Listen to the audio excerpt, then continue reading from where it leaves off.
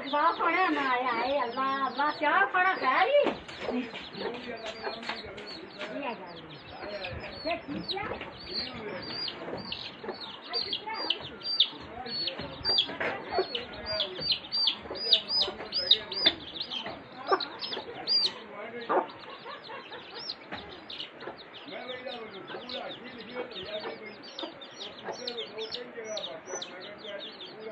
अच्छा